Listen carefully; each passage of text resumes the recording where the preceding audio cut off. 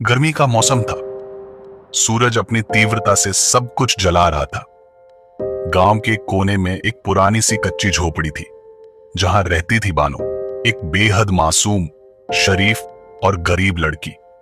उसकी मां कुछ साल पहले ही इस दुनिया से चली गई थी और उसका पिता अल्लाह दित्ता एक बीमार सब्जी बेचने वाला था, जो रोज बाजार जाकर थोड़ी बहुत सब्जियां बेचता था। बानो ने कभी शहर नहीं देखा था, ना ही कभी अच्छी जिंदगी का सपना देखा था। उसकी जिंदगी सिर्फ चूल्हा, पानी और रोटी तक सीमित थी। मगर उसकी आंखों में एक अलग सी चमक थी। मासूमियत का एक नूर उसके चेहरे पर साफ झलकता था। एक दिन अल्लाह दित्ता बीमारी की वजह से बिस्तर से उठ ही नहीं सका। उस दिन घर में खाने को भी कुछ नहीं था। बानो ने हाथ उठाकर दुआ मांगी, या अल्लाह, मुझे कोई रास्ता दिखा जिससे हालात बदल सके। उसी वक्त गांव में अफवाह फैली कि मलिक जरदारी, गांव का सबसे अमीर जमींदार, अपनी हवेली के लिए एक नौकरानी ढूंढ रहा है।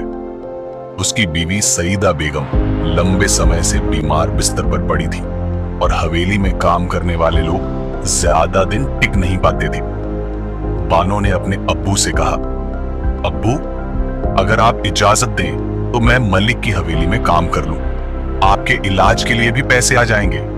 अल्लाह दित्ता ने पहले मना कर दिया, लेकिन फिर मजबूरी में उसकी आंखों में आंसू आ गए और बोला, जा मेरी बेटी, तेरी मां की रूह तुझे दुआ देगी। हवेली का पहला दिन जब बानो मलिक जरदारी की हवेली पहुंची तो उसके कदम कांप रहे थे। बड़ी बड़ी दीवारें, झूमर, नौकर चाकर, सब कुछ एक नई और अनजान दुनिया लग रही थी। पहले ही दिन उसका सामना हुआ मलिक जरदारी से। भारी भरकम शलवार कुर्ता, गहरी नजरों वाला चेहरा और आंखों में ऐसा रौब कि कोई भी थरथरा जाए। मगर जब मलिक ने बानो को देखा, मासूम चेहरा, घबराहट से भरे नरम लफ्ज, तो उसके दिल में एक अजीब सी हलचल होने लगी। तुम्हारा नाम क्या है? मलिक ने पूछा। जी, बानो, उसने धीरे से कहा। अब से तुम यही काम करोगी। अब तुम्हारा घर यही हवेली है। बानो ने सिर्फ सिर हिलाया, मगर उसका दिल जोर जोर से धड़क रहा था। अगले कुछ दिनों में बानो ने पूरी ईमानदारी से हर काम किया। उसने कभी कोई शिकायत नहीं की, ना ज्यादा बोली, ना किसी से उलझी। सईदा बेगम अक्सर बीमार रहती थी, इसलिए बानो उनका खास ख्याल रखती थी। सईदा उसकी मासूमियत से प्रभावित थी, लेकिन मलिक जरदारी, उसके दिल में कुछ और ही चल रहा था। हर रोज वो बानो को छोटी छोटी बातों पर देखने लगा। कभी कहता, तुम्हारे हाथ की चाय में एक अलग ही मिठास है। कभी बोलता, तुम्हारी खामोशी में एक सुकून है। बानो समझ नहीं पाती थी कि ये इज्जत है या कुछ और। उसके दिल में असर होने लगा, लेकिन दिमाग कहता था, वो मलिक है, तू सिर्फ एक नौकरानी। एक रात मलिक जरदारी ने बानो को बुलाया। बानो, आज रात घर मत जाना, मुझे तुमसे कुछ बात करनी है। बानो ने घबरा कर पूछा, लेकिन मलिक, रात को? डर मत, मैं हूं ना, मलिक ने बेहद नरम लहजे में कहा। बानो ने सोचा, शायद सईदा बेगम की तबीयत और बिगड़ गई है, शायद किसी काम में मदद चाहिए। लेकिन जब रात को मलिक उसके कमरे में आया तो बानो की रूह कांप गई। मलिक ने मीठी बातें की, उसके बालों को छूकर बोला, तुम्हारी आंखों में वो बात है जो किसी शहजादी में भी नहीं। बानो ने मना किया, रोई भी, लेकिन मलिक ने कहा, मैं तुमसे निकाह करूंगा, तुम मेरी बीवी बनोगी, सिर्फ एक रात का साथ चाहिए। उस रात बानो की मासूमियत, उसका भरोसा, सब कुछ एक नरमी और झूठ में डूब गया। मलिक जरदारी बहुत खुश था। बानो की तरफ मुस्कुराकर बोला, कल की रात मेरी जिंदगी की सबसे खूबसूरत रात थी। लेकिन बानो का चेहरा सूना था, उसकी आंखों में दर्द था, आंसू छुपे हुए थे। उसने बस इतना पूछा, मलिक, अब मैं क्या हूं? मलिक ने हंसकर कहा, तुम मेरे लिए खास हो, रोज रहो, हर रात रहो।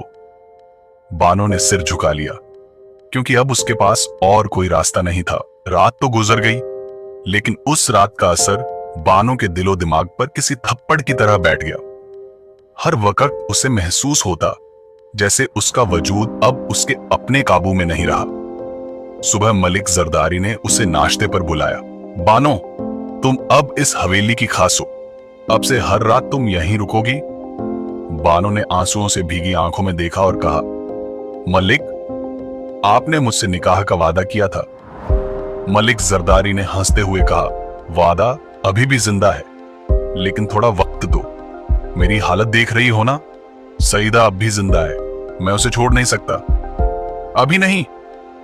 बानो ने चुप रहना ही बेहतर समझा। उसके पास अब कोई और रास्ता भी तो नहीं था।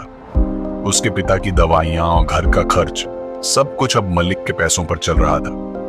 मलिक की बीवी सईदा बेगम एक अरसे से बीमार थी, लेकिन उसकी सोच अब भी तेज थी। उसने महसूस किया कि मलिक हर वक्त बानो के आसपास ही रहता है। हर रात मलिक देर से घर आता और सुबह उसके चेहरे पर एक अजीब सी खुशी होती।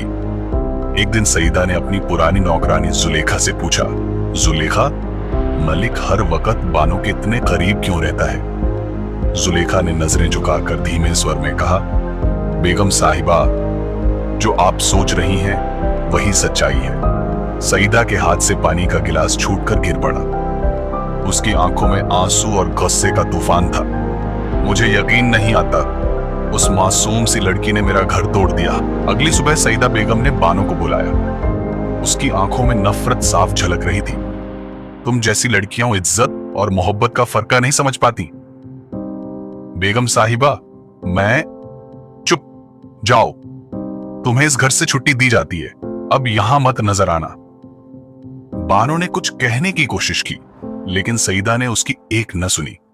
उसने बानो के हाथ में एक लिफाफा थमाया, कुछ पैसे और दरवाजा बंद करवा दिया। बानो हवेली से बाहर आई और आसमान की ओर देखा। आज एक और तूफान उसकी जिंदगी में आ गया था। वो सिर्फ एक नौकरानी थी या कुछ और? जब जरदारी को पता चला कि बानो को घर से निकाल दिया गया है, तो उसका चेहरा गुस्से से लाल हो गया। उसने सईदा बेगम पर चिल्लाकर कहा, किस हक से तुमने उसे निकाला? मैं तुमसे मोहब्बत नहीं करता, उससे करता हूं।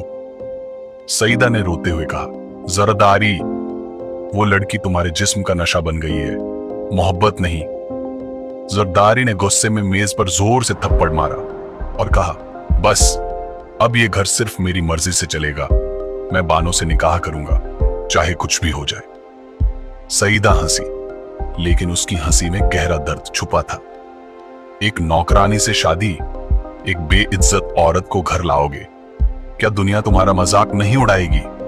मुझे फर्क नहीं पड़ता, मैं बानो के बगैर नहीं रह सकता। उसी रात मलिक जरदारी बानो के घर गया और उसके पिता अल्लाह डिट्टा को एक बड़ा लिफाफा दिया। उस लिफाफे में 5 लाख रुपए थे। ये बानो का हक है, मैं उसे अपनी बीवी बनाना चाहता हूं। अल्लाह डिट्टा ने पहले इनकार कर दिया। उसकी आंखों में शर्म थी। मलिक, आपने मेरी बेटी से वो सब कुछ छीन लिया जो सबसे कीमती था, अब और क्या बचा है? जरदारी ने हाथ जोड़कर कहा, उसके लिए सब कुछ दूंगा, उसकी जिंदगी में हर खुशी भर दूंगा, उसका दर्द मिटा दूंगा। बानो चुप थी, उसका दिल कांप रहा था। उसने सोचा, शायद यही उसकी किस्मत है, शायद मलिक की बीवी बनकर उसकी इज्जत वापस मिल जाए। उस रात उसने अपने अब्बू से कहा, अब्बू, अगर आप चाहें तो मैं मान जाती हूं। शायद वहां आराम हो, ऐश हो और इज्जत भी। एक सादगी भरा कबूल है। और बानो बन गई, बानो जरदारी। लेकिन नया रिश्ता शुरू होने से पहले ही एक नई जंग शुरू हो चुकी थी। जरदारी अब शौहर था, लेकिन उसकी आदतें अब भी वैसी ही थी, शराब, नशा और गुस्से के तूफान। पहली रात बानो ने पूछा, आपने शराब क्यों पी? जरदारी हंसा, मैं अपनी पसंद की चीज से दूर नहीं रह सकता, चाहे वो शराब हो या तुम।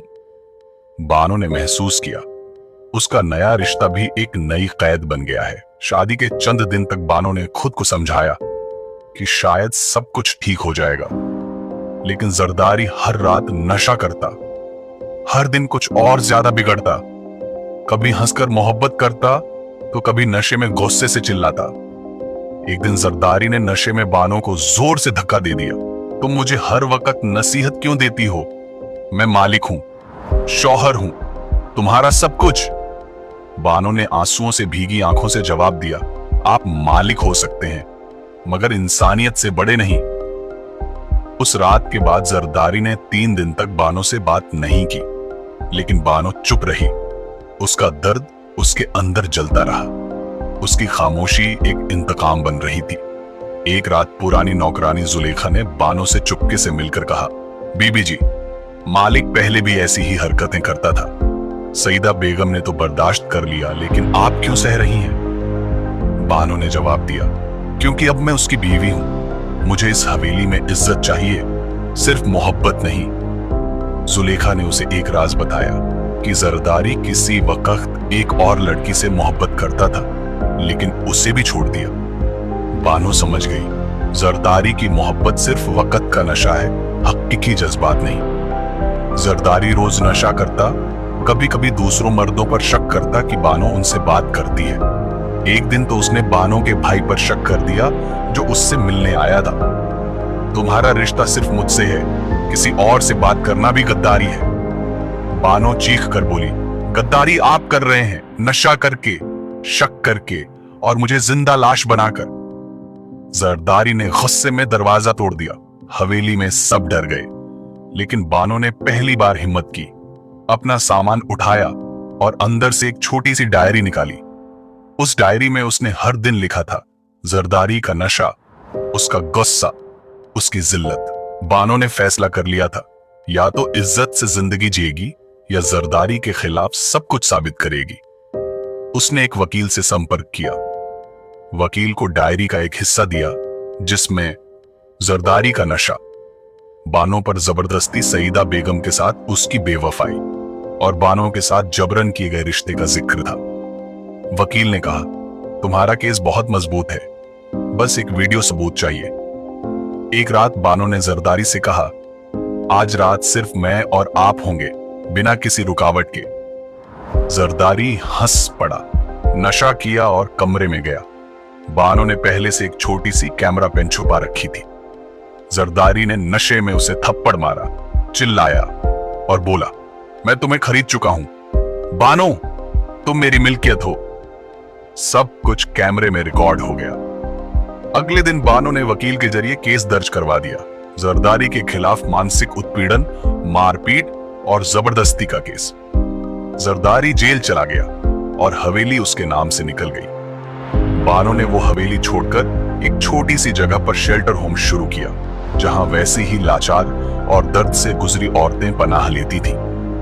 बानो अब सिर्फ एक बेचारी नौकरानी नहीं थी, वो एक मिसाल बन चुकी थी कि हर औरत अपने साथ होने वाले जुल्म का जवाब दे सकती है। जरदारी जेल में था, उसकी शान, उसकी हवेली, उसकी औकात, सब कुछ मिट्टी हो चुका था। बानो ने डायरी का आखिरी पन्ना लिखा, मैं मजलूम थी लेकिन कमजोर नहीं। अब मैं बानो जरदारी नहीं, सिर्फ बानो हूं, अपनी इज्जत और आवाज के साथ। जेल में जरदारी की जिंदगी अब अंधेरों में गुजरती थी। उसकी पुरानी ताकत, नशा और घमंड अब उससे दूर हो चुके थे। वह सोचता रहता कि कैसे उसने अपनी जिंदगी और दूसरों की जिंदगी बर्बाद कर दी। बानो ने अपना शेल्टर होम खोल दिया था, जहां गरीब औरतें अपना दर्द बांटती, अपनी जिंदगी सुधारती। वह अब सिर्फ एक बेचारी नौकरानी नहीं, बल्कि उन औरतों की आवाज बन गई थी जिनके पास कोई सहारा नहीं था। एक दिन एक नया शख्स, आदिल, जो एक सोशल वर्कर था, बानो के शेल्टर होम में आया। आदिल ने बानो की हिम्मत और काम को देखा, उसे सपोर्ट किया और धीरे धीरे दोनों के बीच मोहब्बत उगने लगी। बानो और आदिल ने मिलकर नए सपने देखे, गरीब औरतों की मदद, उन्हें ताकत देना और अपनी जिंदगी को एक नई मंजिल देना। जिंदगी के मुश्किल रास्तों में साथ चलना उनके लिए सबसे बड़ी ताकत बन गया। एक दिन अदालत में फैसला आया, जरदारी को सजा एक कत्ल की सजा नहीं मिली, मगर उसे सजा एक कबूलियत और तन्हाजुर में बड़ी सजा मिली। बानो की हिम्मत और सबूत की वजह से कानून ने उसके हक में फैसला दिया। बानो ने कहा, मैं अपनी जिंदगी सिर्फ अपने लिए नहीं, बल्कि उन सब के लिए जी रही हूं जिन्होंने मुझे पहले दर्द दिया।